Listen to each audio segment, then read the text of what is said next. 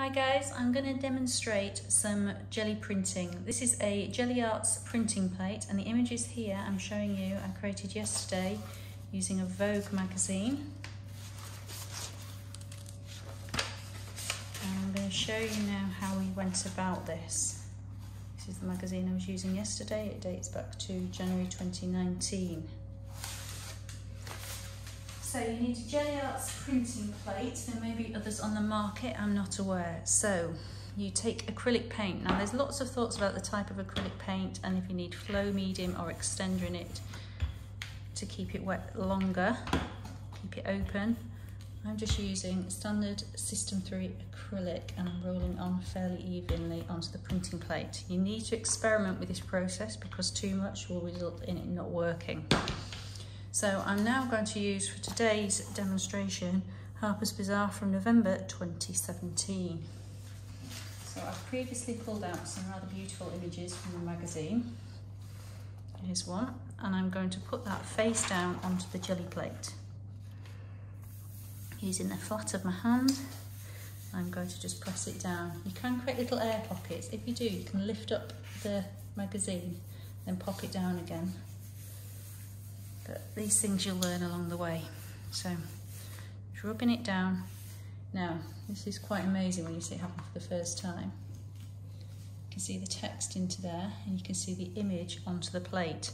Now this is to do with the absorbency of the paper. Where there's printed areas and planar areas, you're getting different absorbency rates.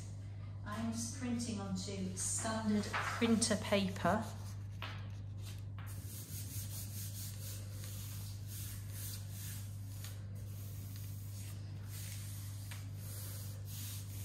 Putting a nice flat palm of hand onto the surface and peel it back.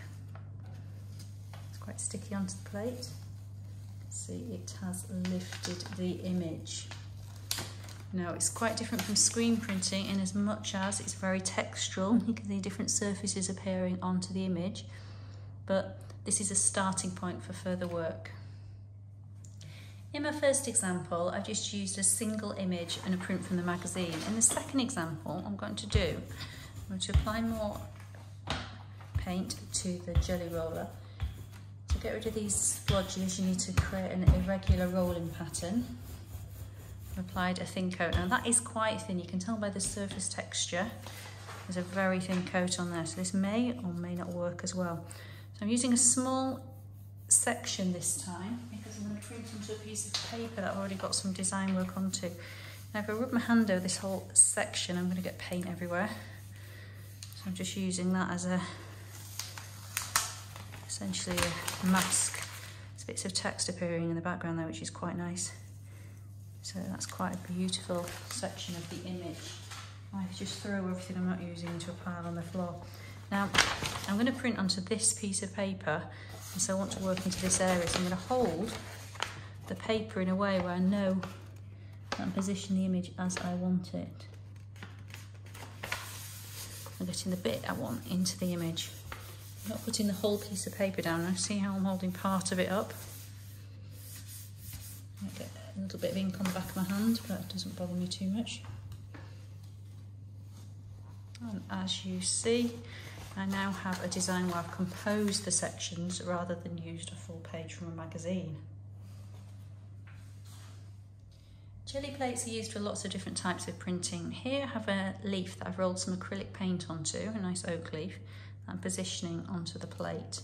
I'm going to do the same again with a second leaf. Might change the angle. I'm going to roll my acrylic paint over the top, creating an effect like a stencil.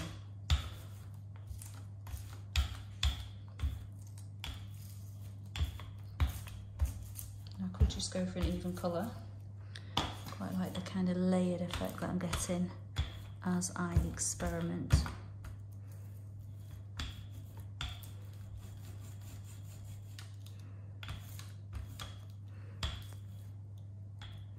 So I should generate a stencil, but I should also have the imprint of the leaf below because I had previously inked it. You can begin to see it. I've got a bit too much ink because it's blood underneath it at the bottom end.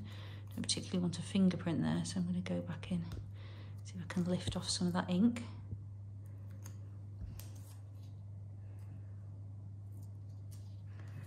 Similar things happened there. I just take a little brush and remove some of it.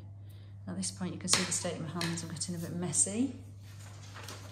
The beauty of the acrylic is it will dry in to your hands fairly quickly. So now I've taken this image with two girls on it from a magazine, it's the Harper's Bazaar.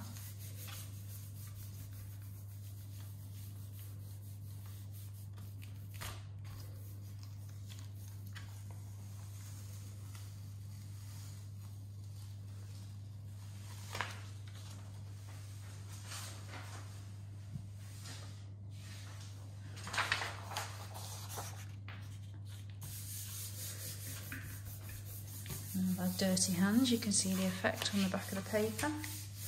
People sometimes use rollers. I find that your hand, you kind of have more of a sense of, if you feel like you've got even pressure than if you do through the roller with this type of process.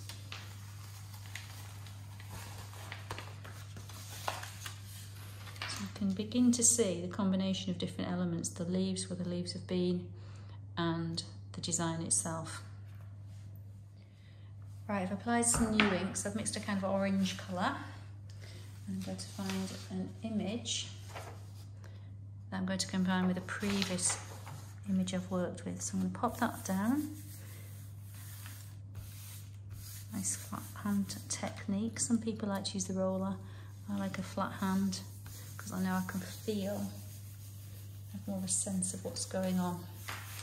You can feel where it's absorbed more into the paper sometimes.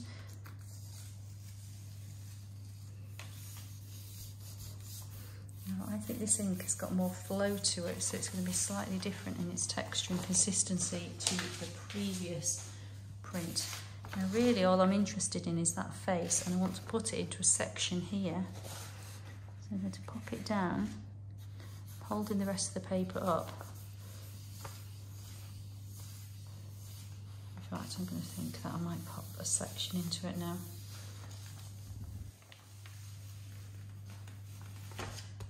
You can see what I mean about the texture being different. Look at the edge there, the line that's come in from the previous ink at the top, and it's rolled to the top of the plate, but works reasonably well. Now lots of people use jelly plates in different ways using stencils. This is actually a section out of a Guess Who board game that was a byproduct when you take the little faces out and you pop them into the hold of the game. And I could roll that down. I'm just going to put that down lightly. You can see that it has lifted some of the paint off the surface. So I've taken that image now. I found quite a good contrasting image to work over the top of it.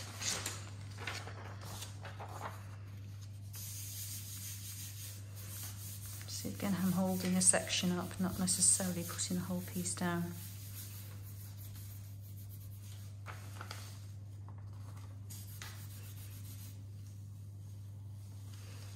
That's quite a ghostly image onto there. I'm going to leave that for a moment.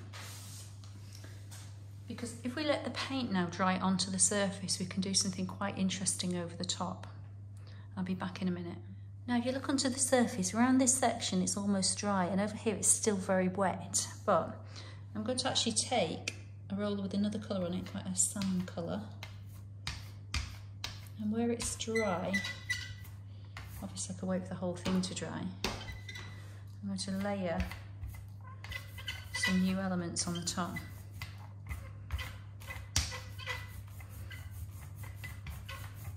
Leave it like that. Yesterday I used a glass, I'll get one. Like a small shot glass here to put some other textures onto the plate. So I'm just displacing some of the paint. You can work with something more absorbent if you wanted to. And the rim of a glass probably work better. So in effect I do quite a lot of wet paint all over surface, and you don't quite know what's going to happen, so win or lose here. doesn't matter because ultimately you've learned something. Gives you some ideas for your next go.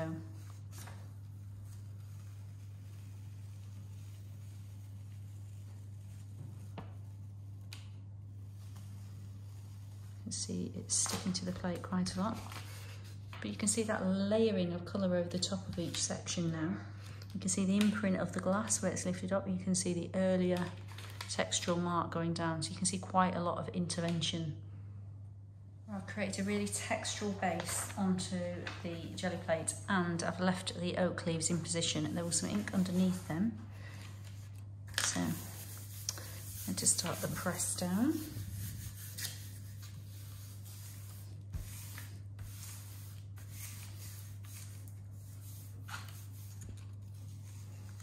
And the peel back. The image looks quite faint, but I'm going to go back at it again.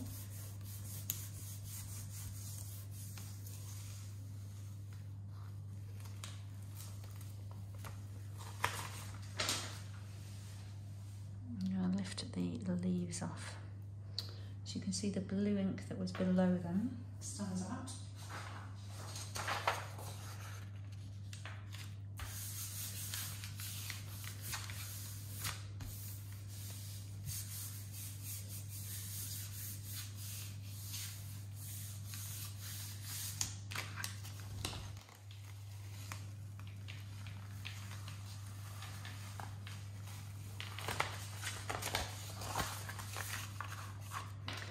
See quite a complex image where bits of text have come through, bits of the photographic transfer, the leaves.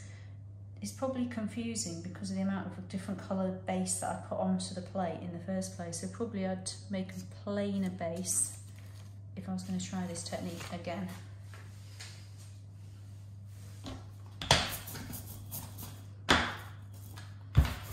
I just think it looks better to do the darks in a dark area so it still tonally works and makes some kind of visual sense. That's why I like to work in a dark paint.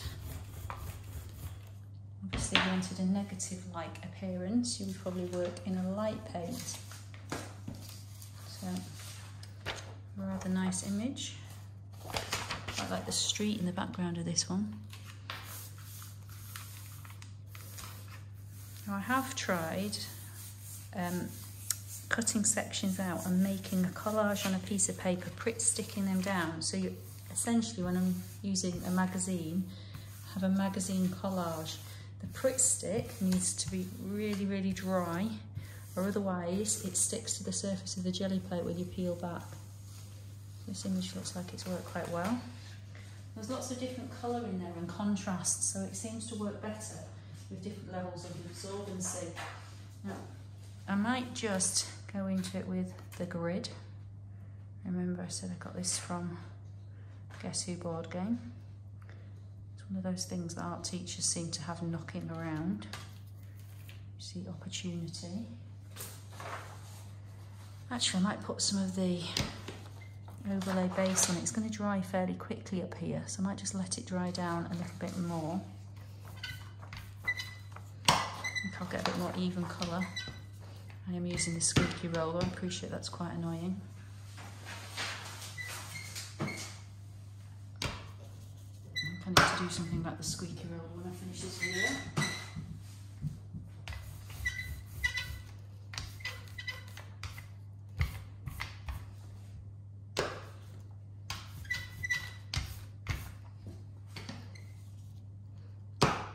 I need to sort it out as well because it's not rolling particularly well.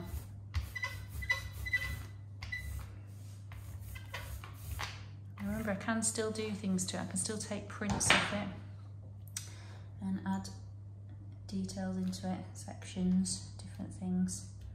And keep working on the plate.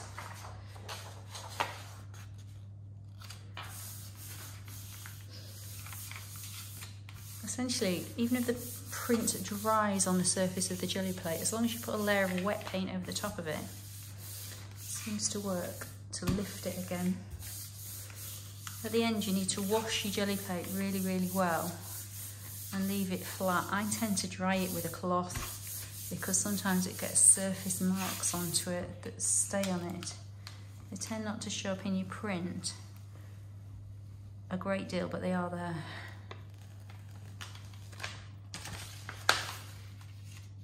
So you can see the imprint of the glass, you can see the grid structure.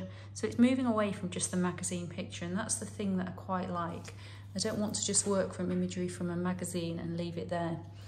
I might take another piece of imagery and then combine it into this again and layer it further.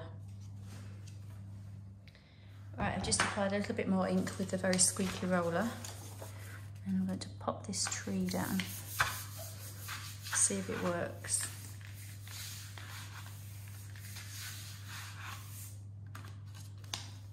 There's quite a lot of contrast, in theory it should work.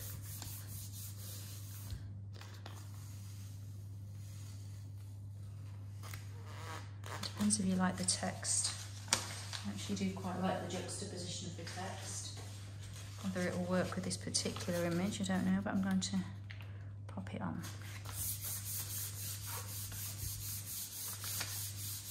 Well, my image is now getting very close to my palette. Precariously close.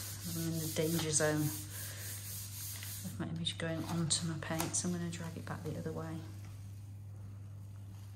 It's there, it's very subtle, it's quite hard to read. You probably couldn't work it out unless you knew what it was, but I quite like, again, that layer back into it.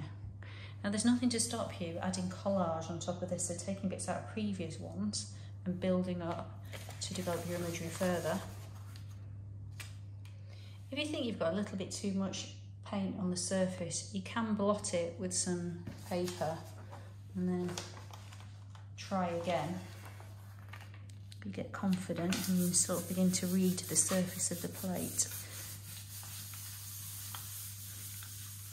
By now you're probably itching just to have a go, not watch the video.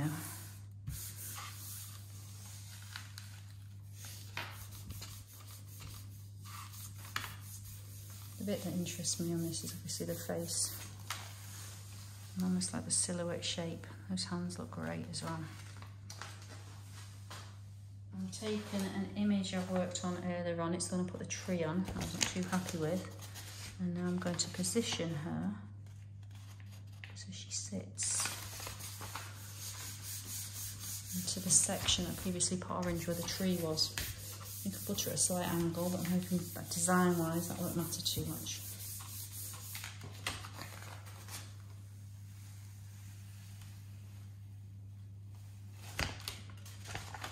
There we go. You can see the layered effect coming together.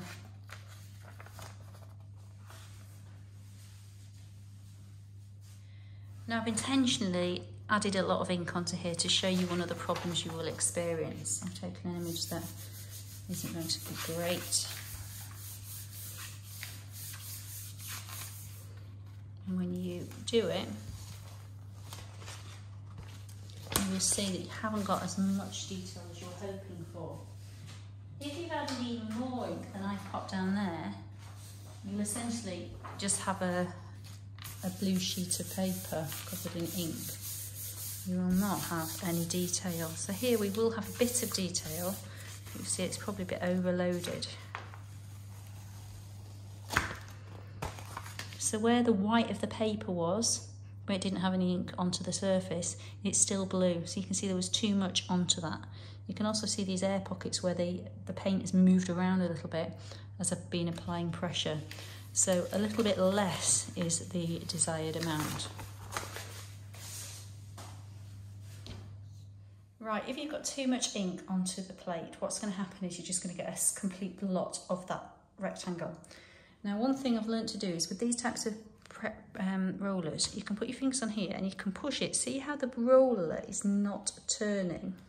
And what it's done is I've now created the well of ink on the back of the roller just here. I can dump that back on my palette. I'm going to do that again with a little bit of pressure. I'm using it almost like a squeegee, and the excess is all on the back. So I might just roll my roller now. That looks much better in terms of the amount of ink that I've got down. And it's just a way in which basically you're just displacing the ink back onto your palette. In this example, I've already taken a section of a page. It's just a standard page, but I don't really want the text in the middle. So I'm going to create a little window, creating a mask.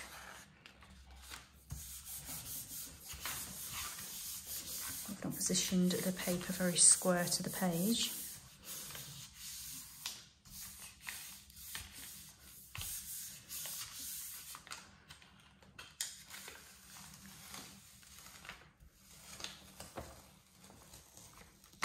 So as you can see, I masked off that section that had the text onto it.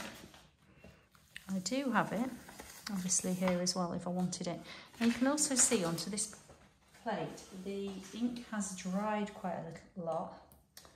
So what I'm going to do, I'm going to put some more ink onto the surface and take another print off it. You see the lift that occurs.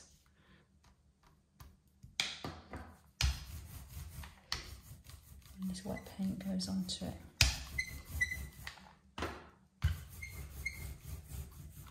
This is lazy mixing here, it's no sort of design.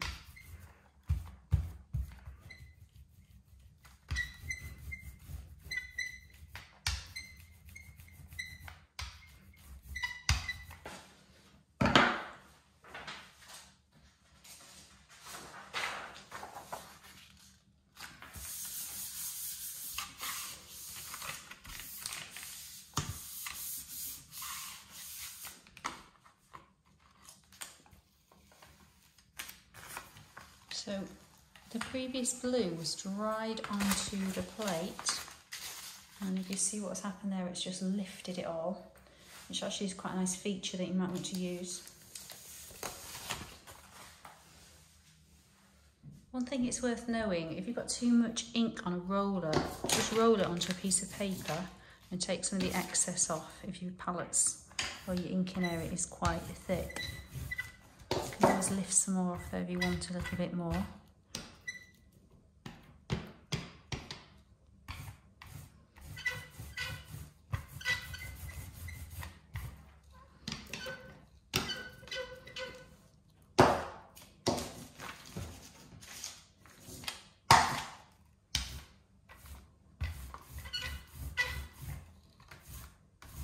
Now, the image I had down here previously was quite dry. I'm intentionally gone at this with a little bit wetter ink. And again, this is lazy printing. This is me not mixing the colour properly before applying it, rather than any kind of grand design.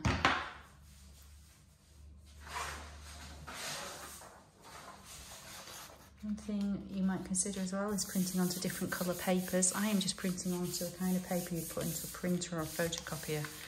Just standard sheet paper. It's quite thin. If it's too thick, you have a problem as you peel it. You have to peel the Gelliplate away from the paper. See how I need the bend on the paper? So because the image was previously dry, I've lifted it with that latest colour I've put over the top. Right, I'm going up for one last print, so I'm just inking up the plate with some thin acrylic paint. And I have some pre-cut images from my Harper's Bazaar. I have an image of Keith Haring's dog, which was in Sophie Webster's house in the magazine. There's a really cute picture by Holbein. Now there is not a lot of design going on here. I've got a T, just a graphic element. And I found some words. So I've got living the office dream, because I've been living from a home office and it's been driving me mad. A picture of Julia Roberts. She's going to go into the middle section and just here. Now obviously there's some areas where there's nothing on it. I'm going to take my section that I've used before. This is from the Guess Who board game in the packet, where you take the figures away. I'm going to take an old print that I've previously used. I'm going to use that to press it all down. It actually doesn't come to the edge of the plate there, so I'll just use my hand to wipe it off.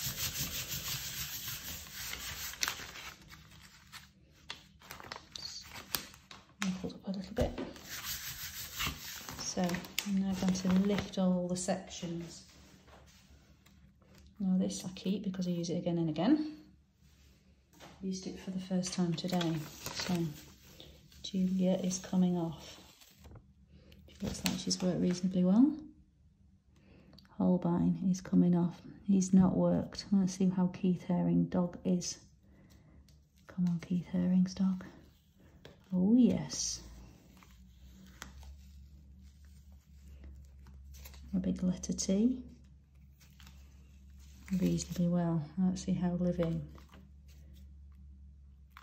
The office. Dream. Let's come on. It's there. Now I could let this dry down and then put another colour onto it, which I probably will. I'll be back in a minute and we'll put a second colour onto it. So the image is largely dry, but impatience has got the better of me. So I've mixed up some new ink, which is obviously acrylic paint. I'm beginning to apply it. Now I'm doing this a little bit more evenly than some earlier demonstrations. Sections that are important around elements like Julia's face, we'll probably keep nice and clean. Now you have to be mindful that you're always working with found imagery. It's quite nice to compose it and make something new from it.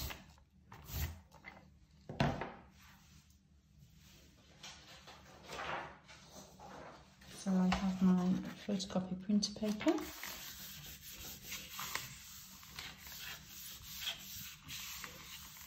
And a flat down using the full surface and start to peel back.